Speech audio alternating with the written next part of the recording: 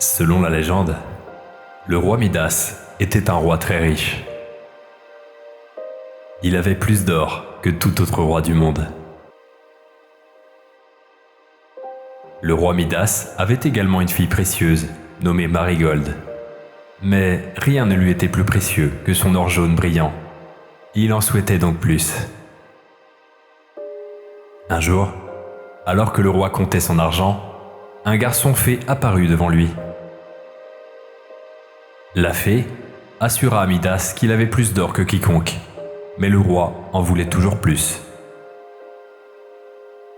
Il a affirmé que l'or est la meilleure et la plus merveilleuse des choses au monde. La fée lui proposa d'exaucer un vœu. Le roi Midas souhaitait que tout ce qu'il touche se transforme en un bel or jaune. La fée avertit qu'avoir ce cadeau ne le rendrait pas heureux. Mais le roi n'en a pas vu les dangers.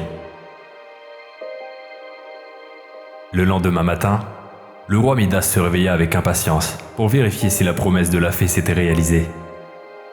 Il toucha son lit et, bien sûr, le lit devint doré. Il toucha la chaise et la table, et celles-ci aussi se transformèrent en or. Le roi était ravi de son cadeau magique. Plus tard, quand le roi eut faim, il essaya de boire de l'eau et de manger son pain. Lorsque ses lèvres ont touché l'eau, celle-ci s'est transformée en or. Il ne pouvait donc pas boire.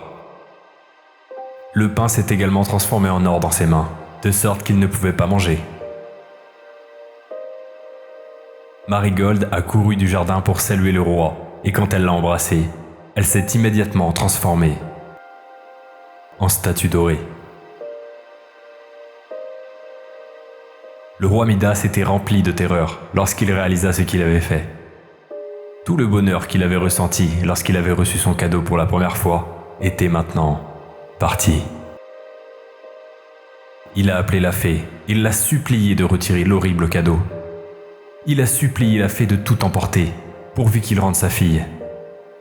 La fée a demandé au roi s'il pensait toujours que l'or était la plus grande chose au monde.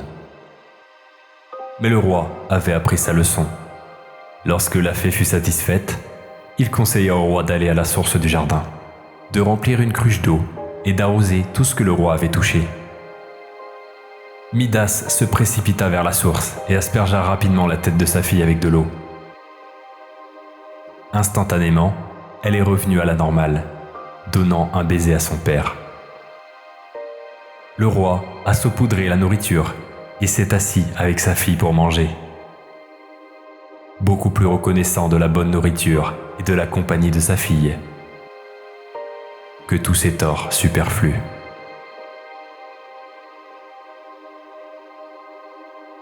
Merci d'avoir écouté cette histoire. Moi, je vous dis à la prochaine. Prenez soin de vous.